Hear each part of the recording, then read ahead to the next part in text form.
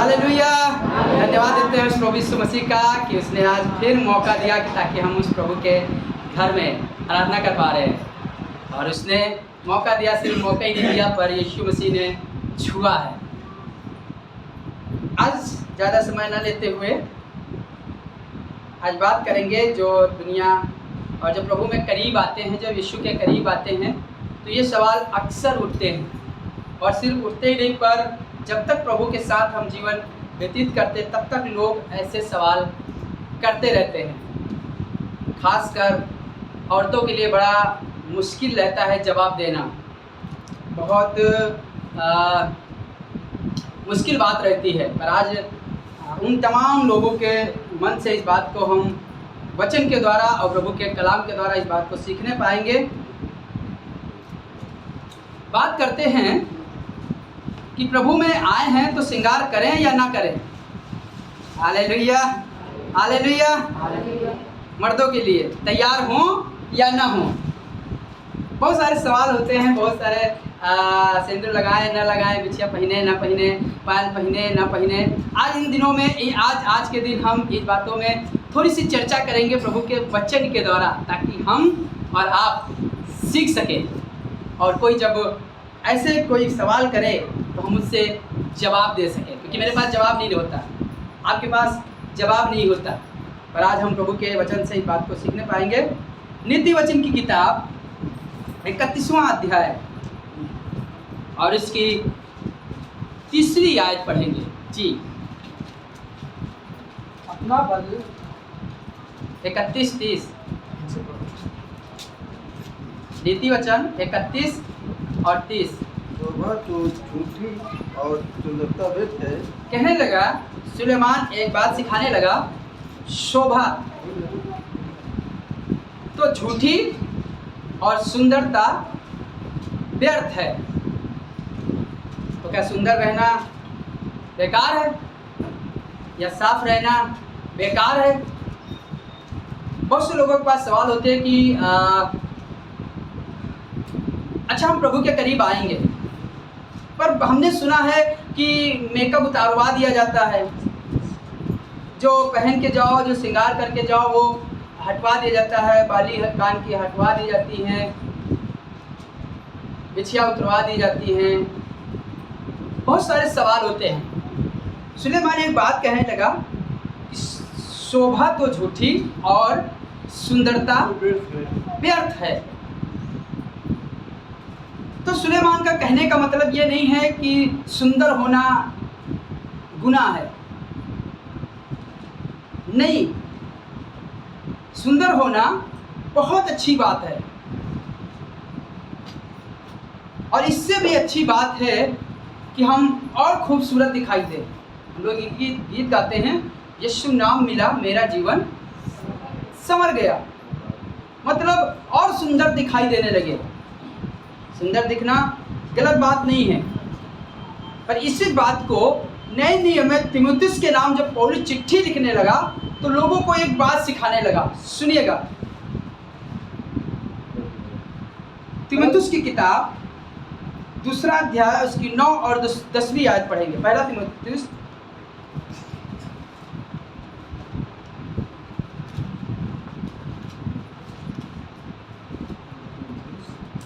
2 अध्याय और उसकी 9 से 10।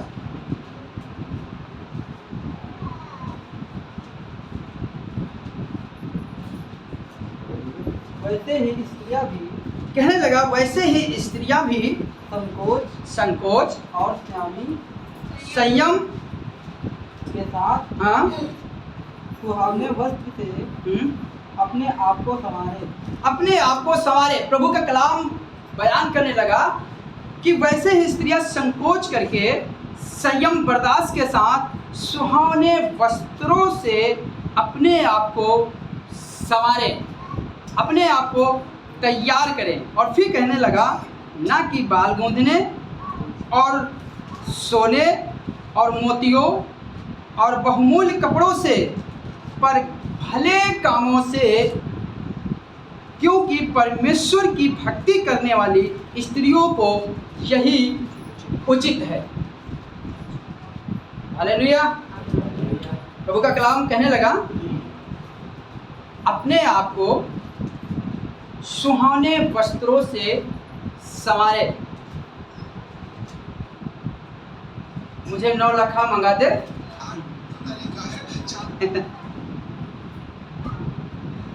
प्रभु का कलाम वो स्त्रियों के में बात करने लगा कि प्रभु से कहें कि प्रभु, हम तेरे 9 वरदानों से भरे जाएं, प्रेम, संयम, नम्रता, विश्वास, आनंद और शांति, और भी अन्य काम हैं जिनके द्वारा हम फलों से भरे जाएं। बाइबल इस बारे में कहीं पर बयान नहीं करती है कि स्त्रियां मेकअप ना करें। और यदि मिल जाए तो जरूर कमेंट बॉक्स में या फिर बाइबल पढ़ के मुझको जरूर बताइएगा, तो मैं भी इस बात को सीखने पाऊंगा कि बाइबल में लिखा है कि कहीं मेकअप ना करें। मेकअप के बारे में कहीं नहीं लिखा है कि स्त्रियां मेकअप ना करें, पर प्रभु का कलाम कहने लगा करें, पर इससे बढ़कर है कि अपने आप को सुहावने वस्त्र से, ना कि बाल गूंथने से, ना तो सोने से, ना मोतियों से, पर अपने भले कामों से अपने आप को संवारे। भले कामों से अपने आप को संवारे। पहला पत्रस 3 अध्याय उसकी 3 आयत और उसकी 3 से 5 तक पढ़ देंगे तो मुझे अच्छा लगेगा और आपको भी बड़ी सीखने की बात मिलेगी। जी, तुम्हारा श्रृंगार दिखावटी ना हो। कहने का मतलब है, प्रभु का दास ये नहीं कह रहा कि तुम श्रृंगार ना करो, खूब करो, पर तुम्हारा श्रृंगार दिखावटी ना हो, अर्थात बाल गूंथना और सोने के गहने या भांति भांति के कपड़े पहनना। हाँ। परंतु तुम्हारा छिपा हुआ और गुप्त मनुष्यों, नम्रता और मन की दीनता की अविनाशी सजावट से सज्जित रहे। अविनाशी सजावट से सजी रहे। मैं ये नहीं कह रहा हूँ कि सजावट करना गलत बात है। आज 2 स्त्रियों के बारे में बयान करेंगे, वो जो सजावट करें और वो जो सजावट नहीं करती, दोनों के बारे में बयान करेंगे ताकि इस बात में आप और हम अच्छे से सीख सकें कि प्रभु का कलाम कहना क्या चाह रहा है। वो जो सजावट का कुछ ध्यान नहीं देती, कहने का मतलब है देखने में कुछ खूबसूरत नहीं होती, कुछ भी खूबसूरती नहीं होगी, पर वो अपने कामों के द्वारा लोगों को अपने तरफ आकर्षण कर लेंगी। अपने भले कामों के द्वारा, अपने प्रेम के द्वारा, अपने संयम के द्वारा, अपने विश्वास के द्वारा, अपने धीरज धरने के द्वारा वो लोगों को अपने तरफ आकर्षण कर लेंगे। जैसे कि जब नीति वचन की किताब 31वां अध्याय और 10वीं आयत से लेकर जब पूरा अध्याय पढ़ेंगे तो बहुत अच्छे से मिल जाएगा, पर मैं पढ़वाना नहीं चाहता हूँ। जब बिना सजावट के, कहने का मतलब है कि सजावट करना गलत बात नहीं है, पर बाइबल बताती है इससे बढ़कर अच्छा है कि स्त्री अपने आप को भले कामों से सजाए, अपने अंदर के मनुष्य तत्व को, उस प्रेम को लोगों पर जाहिर करे। भली स्त्री या सजावट करने का कुछ ध्यान ना करते हुए या फिर देखने में खूबसूरत ना भी हो, तब भी वो अच्छी स्त्री उस अपने गुणों से पहचानी जाती है। Hallelujah, hallelujah. अपने गुणों से पहचानी जाती है, भला व्यवहार करती है। Hallelujah, hallelujah. इसी तरह मनुष्य भी या फिर मर्द भी कई बार सोचते स्त्रियों के बारे में लिखा तो हमारे बारे में नहीं लिखा, हम लोग 5 मिनट में तैयार हो जाते हैं। तो लगेगा कि भैया कैसे तैयार होते होंगे 10 मिनट 5 मिनट में, पर मैं बताना चाहता हूँ कि वो समय जो प्रभु को देना चाहिए वो समय हम कहीं और बिता देते हैं। पर वो अच्छी स्त्री जो अपने गुणों से पहचानी जाती है, भला ही व्यवहार करती है। बुरा भी होगा तब भी वो भला ही व्यवहार करेगी, सबसे अपना रिश्ता बना के रखेगी।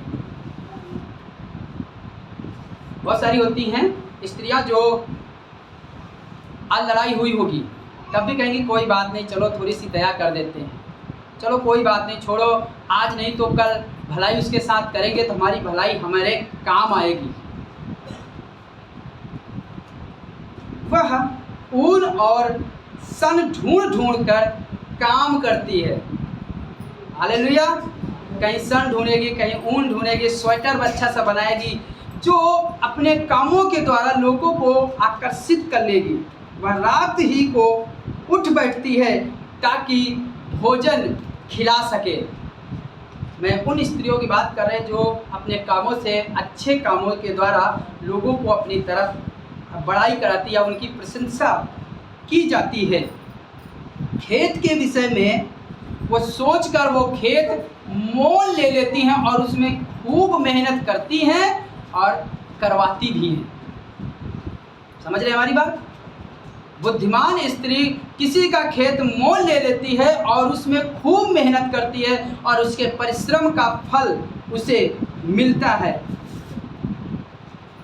वो अपने बाहों को मजबूत करती है।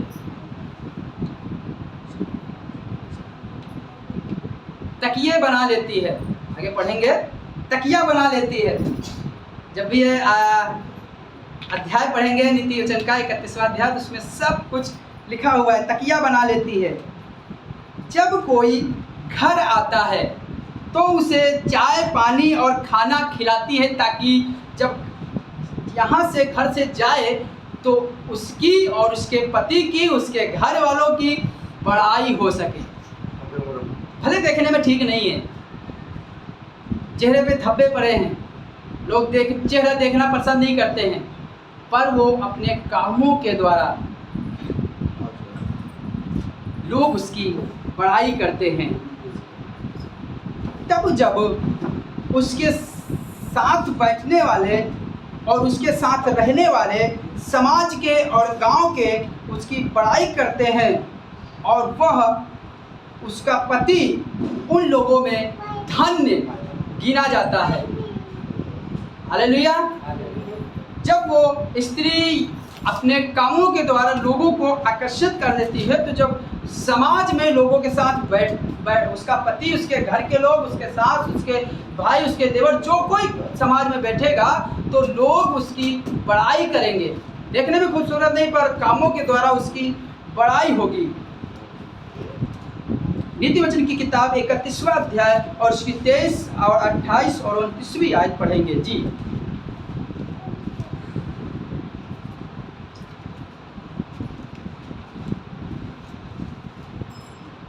किसी को मिल जाए।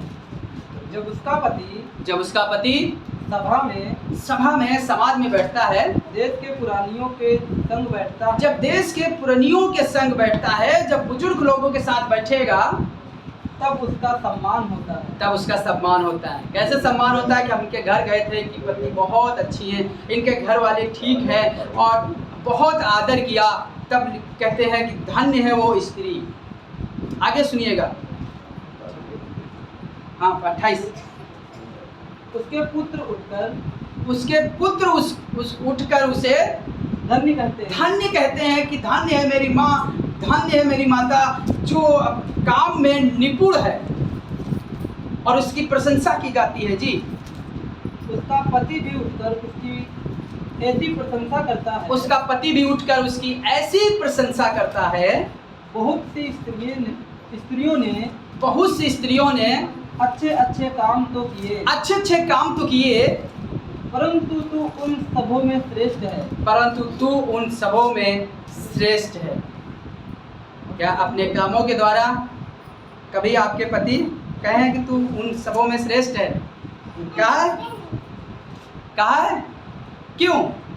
क्योंकि हम अपने कामों के द्वारा, हम अपने उन भले कामों के द्वारा हम उनके सामने अपनी उन चीज़ों को दिखाई नहीं पाते, और अपनी सुंदरता, अपने मेकअप को दिखाकर कि ताकि किसी तरह आकर्षित हो जाए। कितनी देर आकर्षित होगी? बहुत ज़्यादा कह देंगे बहुत खूबसूरत सुंदर लग रही हो, बस पर मन में कहीं ना कहीं उनके अंदर कुछ बना रहेगा।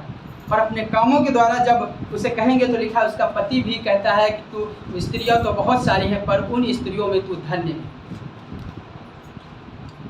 29 हो गई। उसका पति भी उसे आकर धन्य कहेगा। वो जो अपने सजावट में का ध्यान नहीं देती पर अपने उन कामों के द्वारा लोग उसकी बड़ाई करते हैं। उन स्त्रियों की बात करेंगे जो सिर्फ सजावट करती हैं। हालेलुया। हम सजावट के खिलाफ नहीं हैं, बुरा नहीं मानिएगा, हम सजावट के बिल्कुल खिलाफ नहीं है, मेकअप के बिल्कुल खिलाफ नहीं है। खूब करिए, बाइबल के कहीं भी इस बात को नहीं कहती मेकअप ना करें, पर करें। पर यदि ये गुण नहीं है तो मेकअप करना बेकार है। नित्य वचन सुलेमान तो कहने लगा कि वो स्त्री जो अच्छा विवेक नहीं रखती है, अच्छा मन नहीं रखती है, भले काम नहीं करती है, तो वो सूअर के समान है। हालेलुया। सूअर का मतलब समझते हैं कि सिर्फ वही गंदा काम करना, सिर्फ वही गंदगी में जाना, कितना भी खास साफ सुथरा करे, कितना भी नहलाएं, पर वो जाकर वहीं जाएगी। सुलेमान बहुत खूबसूरती से इसका बयान किया है। अब उनको बारे में थोड़ा सा चर्चाएं कर लेते हैं ताकि हम सब समझ जाएं कि मेकअप करना जरूरी है या बाइबल बताती है कि या नहीं बताती है। ये आपके पास फैसला होगा। वो स्त्रियां जो सजावट का बहुत ध्यान देती हैं, वो किसी का आदर नहीं करती। Hallelujah, hallelujah. वो उनको किसी से मतलब नहीं, उनको सिर्फ सजावट से मतलब है। सुबह उठेंगी तो सजावट, दोपहर उठेंगी तो सजावट, दिन में 3 बार सजावट करेंगी, जब दिन में 3 बार प्रार्थनाएं करते हैं। उनको किसी से मतलब नहीं, कोई आया कोई गया, कौन आया, किस कैसे उनसे बात करें, कैसे उनसे हालचाल लें, कैसे उनसे कुछ मतलब नहीं। सिर्फ उनको सजावट से मतलब है, मेकअप से मतलब है। और उनको मतलब है शाम को हमारा पति काम करके आया तो कहे वाह। नहीं, पानी ना पूछें पर देख के खड़े हो जाएं, कहें वाह। उसको किसी से मतलब नहीं, वो केवल सजावट करती हैं। दिन में कई बार, 3 बार इसके पास और कुछ काम नहीं रहता, इनके पास कुछ काम नहीं रहता, फिर सजावट सजावट सजावट, मेकअप मेकअप। पहली बात, उनके घर में कूड़ा कोने में मिलेगा। Hallelujah, hallelujah. जब सजावट में ध्यान देंगे तो झाड़ू कहाँ लगाएंगे बताइए? झाड़ू लगाएंगे? क्योंकि वो सजावट में ध्यान देंगे, वो कूड़ा कहीं कोने में मिलेगा, क्योंकि उनका टाइम हो जाएगा सजावट का, मेकअप करने का। और घर की वस्तु सही तरीके से रखी नहीं होगी। जो बर्तन में खूबसूरत वो लगाए जाते हैं, क्या बर्तन लगाए जाते हैं कि ताकि कोई आए देखे तो भाई इनके घर में कुछ बर्तन अच्छे बर्तन। वो बर्तन तब निकाले जाते हैं जब कोई मेहमान आता है, और कुछ तो दिखावे के लिए होते हैं कि लोग देखें इनके घर में बर्तन है, पर वो बर्तन अलमारी में नहीं मिलेंगे, वो बर्तन घर में बिखरे हुए मिलेंगे, क्योंकि चूहे बिखरा देंगे और उनको कोई उठाने वाला नहीं होगा। सिर्फ मेकअप मेकअप मेकअप। उनके घर की वस्तुएं अच्छा नहीं होगी। इसीलिए सुलेमान बहुत खूबसूरती से कहने लगा। नीति वचन 11वां अध्याय की 22वीं आयत पढ़ेंगे तो जो मैंने अभी पहले बोला वही बात उसने कहा है। पढ़ देंगे तो अच्छा लगेगा, नहीं कहेंगे भैया अपने आप पता नहीं कहाँ से बातें लाकर बोल रहे हैं। सुनिएगा, नीति वचन 11वां अध्याय की 22वीं आयत। जो सुंदर स्त्री विवेक नहीं रखती, जो सुंदर स्त्री, जो मेकअप करने वाली अच्छा मन नहीं रखती है, अच्छा विवेक नहीं रखती है, भले काम नहीं करती है, वरन थूथुन में सोने की नथ। चलो भाई आप क्या लिखा? जो स्त्री सुंदर विवेक नहीं रखती है या सुंदर है, अच्छा मन नहीं रखती है, वह थूथुन में सोने की नथ पहने हुए सुअर के समान है, जो कुछ अच्छा दे ही नहीं सकता, उससे कुछ अच्छी चीजें प्राप्त ही नहीं हो सकती। मनुष्य चेहरा देखता है। अभी हम लोग पादी साहब और हम गए थे कौशल भाई की शादी के लिए कुछ बात करने। पादी साहब भी यही बात कर रहे थे कि सिर्फ चेहरा देखते हैं, पर काम कैसे हैं प्रभु जाने।